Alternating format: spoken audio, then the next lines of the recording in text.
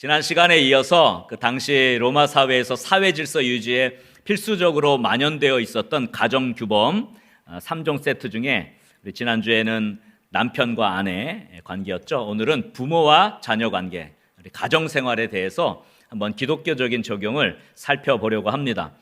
실제로 주후 1세기까지 로마 사회에서는요, 가부장적인 가장의 역할이 절대적이었어요. 그래서 라틴어로 전문 용어가 생길 정도였습니다. 파트리아 포테스타스라고 불렸는데요, 이것은 아버지의 절대 권위, 가부장권을 말하는 겁니다. 당시에 로마의 저술가였던 디오니시우스라는 사람이 그의 책에서 이 가부장권을 잘 설명을 했는데, 여러분 들어보세요. 좀 당혹할 정도로 너무 강력합니다. 자, 로마의 법을 주신 이는 아들을 가진 아버지에 대해서도 사실상 완전한 권세를 주셨다. 아버지가 아들을 감옥에 보내든지, 그를 채찍질하든지, 그를 사슬로 매든지, 그를 들판에서 일하게 하든지, 혹은 그를 죽게 하든지 할 적절한 권세가 있다고 생각했다. 그리고 이것은 심지어 그 아들이 이미 공무에 관여하고 있을 때라도, 비록 그 아들이 가장 높은 총독 중에 한 사람이라 해도, 그리고 그 아들이 공화국을 위해 자신의 열정을 널리 알리고 있을 때에도 가능하였다. 이렇게 기록했어요. 그러니까 이 기록을 보면 그 당시에 이 부모와 특별히 아버지는 가정에서 가장 절대 권력자였고 총독 같은 역할을 했어요. 심지어 아들이 사회에서 높은 위치에 있는 사람이라 할지라도 그 아버지의 권위에 복종을 해야 하는, 그게 로마 사회의 가부장권이었어요. 그러니까 새로 태어난 자녀의 생사 여탈권도 갖고 있었습니다.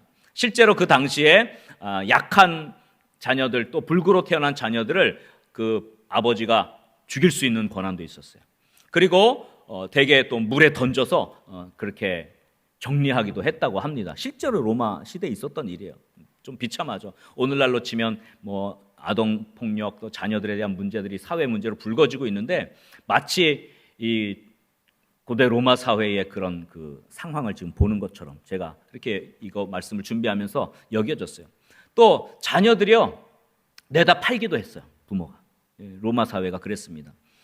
그래도 거기에 대해서 이런 방구하지 못했습니다. 모든 자녀들은요, 아버지의 지배하에 있었고, 또 함께 사는 가솔들까지, 그래서 그냥 직접적인 자녀뿐만 아니라 그 손자 손녀들까지도 그 영향력이 미쳤습니다. 이런 가부장적인 가정의 문화가 당시 이 에베소 교회 성도들뿐만 아니라 초대교회에 만연되어 있었습니다. 당연했어요. 왜냐하면 기독교 신앙이 들어오기 전부터 이 문화는 너무도 당연하게 여겨졌고, 이것을 지키는 것이 로마 사회를 지켜가는 근간이라고 여겨졌기 때문에 그래요. 그러니까 이 기독교 가정들이, 초대교회 기독교 가정들이 이런 문화 속에 살다가 이제 변화를 맞게 되는 것은 굉장히 어려운 일이었습니다. 그러니까 초기 기독교의 가정들이 이러한 상황에서 어떻게 변화되고 어떻게 반응을 했는지 살펴보는 것은 굉장히 중요합니다. 오늘 본문에 보니까 뭔가 그 당시에 가부장권을 인정하는 것처럼 그렇게 보이기도 합니다. 물론 제가 지난 시간 서두에 말씀드린 대로 당시 로마 사회의 질서 유지에 기독교가 반하는 것이 아니다, 이것을 표현하기 위해서 이런 그 가정 규범들이 이렇게 인용이 되고도 있습니다만, 사실 지난 시간에도 말씀했지만 그것은 겉으로는 그렇지만 실제로 보면 굉장히 영적인 다른 요소가 있는 것이죠. 마찬가지로 오늘 그 가정에서도, 부모와 자녀의 관계에서도 새로운, 그리스도인들만이 가질 수 있는 새로운 변화들이 이제 몰아닥치게 된 거예요. 그걸 여러분 기억하는 게 좋습니다. 자, 그러면서 오늘 본문 1절 말씀을 한번 보세요. 1절 말씀에 뭐라 그랬습니까? 자녀들아, 주 안에서 너희 부모에게 순종하라, 이것이 옳으니라 그랬어요. 1절 보니까 이거 부모에게 순종하라, 우리 부모님들이 자녀에게 들이대는 가장 많이 쓰는 우리 성경 구절이잖아요. 부모에게 순종하라. 어떻게 보면 가부장권을 얘기하는 것 같지만 사실은 그렇지 않아요. 그 앞에 보면 부모에게 대한 순종이 근거가 있어요. 그게 뭐냐면 주 안에서 순종하라. 그럼 여러분, 주 안에서 부모에게 순종하는 게 뭘까요? 주 안에서 부모에게 순종하라 그랬는데 이게 도대체 무슨 의미예요? 별로 생각 안 해보고 그냥 순종해라는 개념을 쓰는데, 이건 그냥 복종하고 순종하라는 것을 말하는 것이 아닙니다. 주 안에서는요, 특별한 관계를 내포해요. 그래서 이어지는 2절 이하가 주 안에서를 설명해 주고 있어요. 2절 이하의 말씀 한번 보십시오.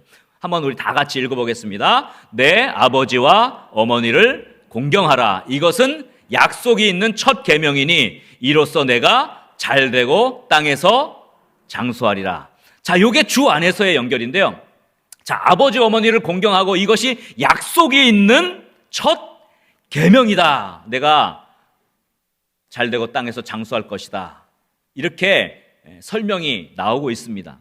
그런데 이 약속은 성경에 어디에 나오는 약속이에요? 네? 어디에 나오는 약속이에요?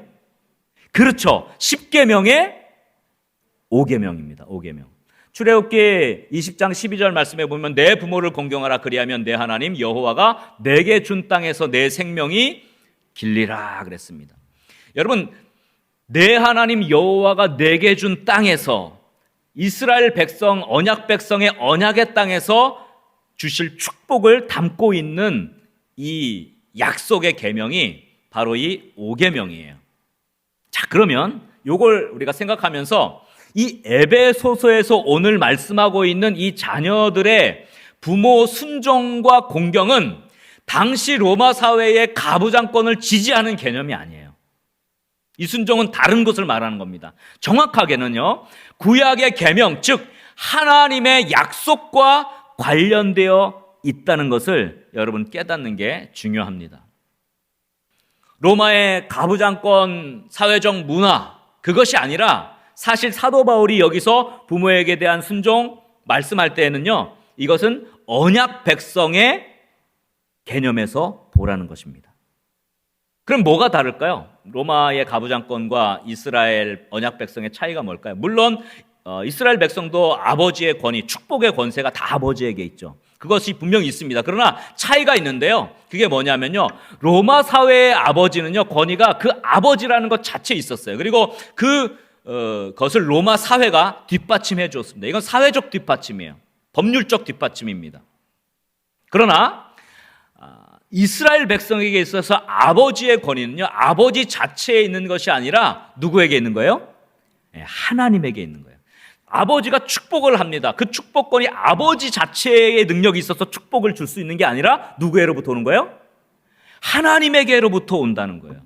이것이 이스라엘 언약 백성의 특징이에요. 그래서 부모를 공경하라고 하는 것, 약속 있는 첫 계명이라고 하는 것, 주 안에서 순종하라고 하는 것이 이 언약적 개념에서 봐야지만 제대로 해석을 하는 거예요. 그러니까 일반적인 부모 자녀 관계로 오늘 본문을 해석하면 안 돼요. 보통 이 말씀을 가지고 갈 때 자녀는 부모에게 순종해야 이것이 성경적이다, 이렇게 자녀의 순종 혹은 현대적 효도를 강조하면서 이 본문을 쓰기도 하지만 사실은 그 효도를 강조하기 위해서 이 본문을 쓴 것이 아니에요.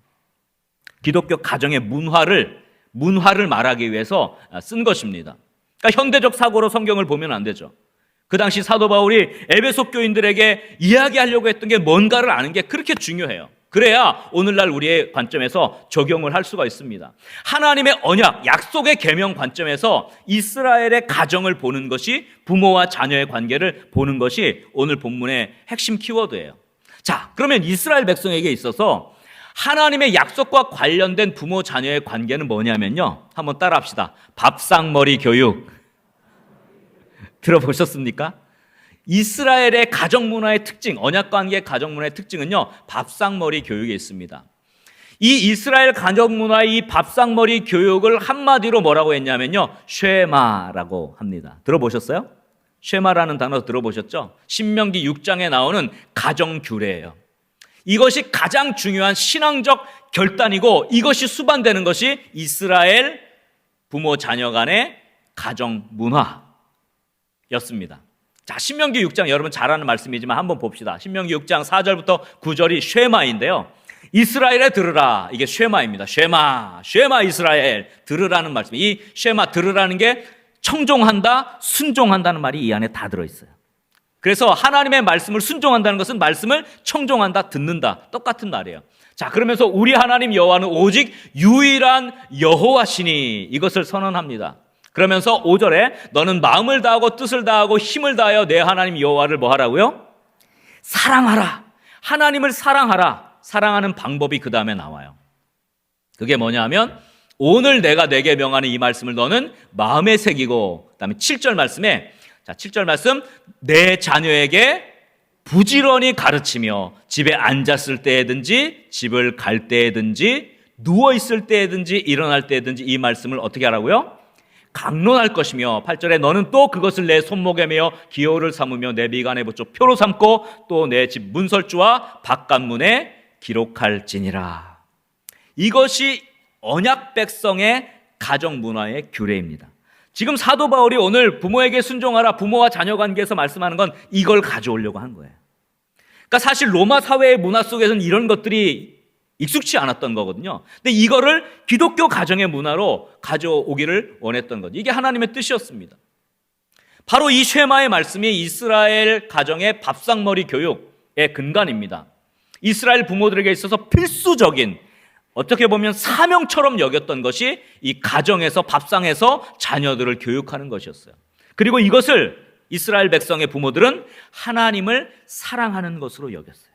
마음을 다하고 힘을 다하고 뜻을 다하여 하나님을 사랑하는 게 도대체 어떤 방식으로 나타나느냐? 자녀들에게 하나님의 말씀을 집에 앉았든지 누웠든지 길 가댔든지 언제든지 말씀을 가르치는 것으로 여겼다는 것입니다. 이것이 하나님을 사랑하는 방법이라고 여겼습니다.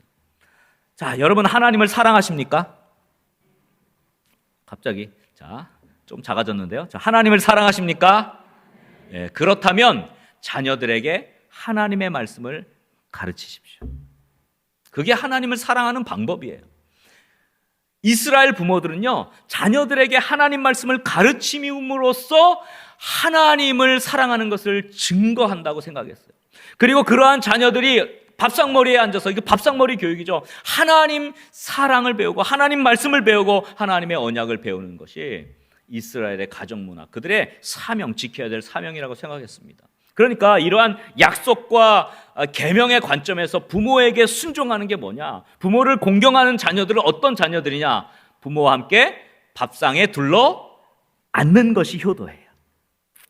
부모가 얘들아 좀 모여봐라 라고 할 때 바빠요, 뭐 숙제해야 돼요, 뭐 해야 돼요, 팡 문 닫고 들어가는 게 아니라 잠깐 모이자 라고 할 때 그 식탁에 둘러 앉아서 모여서 하나님 말씀을 가르치는 것을 귀 기울이는 게 이스라엘 자녀들의 최고의 순종이고 최고의 효도였습니다. 지금 이거를 지금 이 로마 문화에 쩌들어 있는 에베소 교회 교인들에게 말씀하려고 하는 거예요. 구약의 여러 곳에서 이런 말씀들이 나타나죠. 우리 잠언 4장에 대표적으로 나오는데요. 잠언 4장 1절에 보면 이렇게 말씀합니다. 아들들아 아비의 훈계를 들으며 명철을 얻기에 주의하라. 또 10절에도 이렇게 말하죠. 내 아들아 들으라, 내 말을 어떻게 하라고요? 받으라. 그리하면 내 생명의 해가 길리라. 또 20절 21절에 이렇게 말합니다. 내 아들아 내 말에 주의하며 내가 말하는 것에 내 귀를 어떻게 하라고요? 기울이라 그래요. 이게 청종입니다. 듣는 것입니다. 그것을 내 눈에서 떠나게 하지 말며 내 마음속에 지키라. 아버지는 자녀들에게, 부모는 자녀들에게 계속해서 하나님의 말씀으로 훈계하고 자녀들은 그 곁에서 그 말씀에 귀를 기울이고 청종하는 것, 이것이 하나님의 뜻이고 하나님 말씀에 순종하는 것이고 이스라엘의 가정 문화였어요. 이것이 성경적 순종입니다. 이것이 주 안에서 부모를 공경하고 부모에게 순종하는 것이었어요. 그러니까 이스라엘 백성의 가정에서는 늘 부모가 이렇게 자녀들과 함께 식탁에 둘러앉아, 한상에 둘러앉아서 식사하면서도 항상 하나님의 말씀을 가지고 대화하고 토론합니다. 하나님의 말씀의 주제를 가지고 이야기를 합니다. 이것이 이스라엘 가정 문화의 특징이에요. 그러니까 이 부모 자녀 관계에서 나타나는 이 밥상머리 교육이 핵심이에요. 쉐마의 핵심입니다. 근데 어떤 방법을 사용했냐 하면요, 여러분 혹시 들어보셨어요? 하브루타라는 말 들어보셨어요? 하브루타라는 교육 방법을 씁니다. 그게 이스라엘 가정의 공통적 교육 방법이에요. 이 하브루타라는 것은요, 어떤 말이냐면 이 친구, 동반자를 뜻하는 아람어 하버에서 온 말이에요. 짝을 지어서 함께 토론하며 율법을 공부하는 학습법을 하브루타라고 부릅니다. 그러니까 여기 핵심은 뭐냐면요, 누가 누구를 지시하고 명령하는 구조가 아니라 동반자, 친구처럼 대화하고 토론하면서 하나님의 말씀을 깨우쳐 가는 방법이에요. 그러니까 이스라엘 가정에서는요, 아버지가 자녀에게 할 때 지시하고 명령하지 않습니다. 동반자 관계에서 친구처럼 대화하고 토론합니다. 그것으로 교육하는 방법인데 이게 하브루타예요. 자녀가 질문하면 아버지가 대답하고 또 엄마가 질문하면 자녀가 대답하고, 이런 하나님의 말씀을 가지고 대화하고 토론하는 문화가 기독교 가정의 문화인 것이죠. 주입식 교육이 아니었습니다. 이스라엘 부모들이 교육의 목표가 있는데 그 교육 목표는 뭐냐면요, 한번 저를 따라합시다. 자녀들을 이스라엘 언약 백성으로 만드는 것이다. 이스라엘 부모들에게 교육이 목표가 있다면요, 자녀들을 하나님의 언약 백성으로 만드는 게 교육의 목표였어요. 입시도 아니고요, 뭐 좋은 진학을 하는 것도 아니고, 너 하나님의 언약 백성이야, 너는 하나님의 백성이야, 이거 잊어버리지 않도록 가르치는 게 부모의 목표였어요. 좋은 대학 진학 목표가 아닙니다. 하나님의 백성이 되는 것이 교육의 목표였습니다. 그것은요, 주입식으로는 안 돼요. 가정에서 계속해서 대화하고 토론하며 하나님의 뜻에 대한 이 밥상머리 교육으로 가능한 거예요. 이것이 이스라엘이 3,800년 동안 나라 없이 떠돌이 생활하면서도 이스라엘 백성의 언약 백성의 정체성을 잃어버리지 아니한 비결이요, 힘이에요. 그래서 오늘 본문 4절 말씀에 보면 이것과 연결해서 이걸 같이 봐야 돼. 이게 부모와 자녀가 뭐 서로 떨어진 게 아니라 이걸 같이 봐야 돼. 4절 말씀 한번 다 같이 읽겠습니다. 또 아비들아, 너희 자녀를 노엽게 하지 말고 오직 주의 교훈과 훈계로 양육하라, 이렇게 말씀하죠. 자녀를 노엽게 하지 말라고 합니다. 주의 교양, 주의 교훈과 훈계로 양육하라고 말씀합니다. 자녀의 마음에 화가 나거나 자녀의 마음에 분개가 일어나지 않도록 하라고 하는데 어떻게 그렇게 가르칠까요?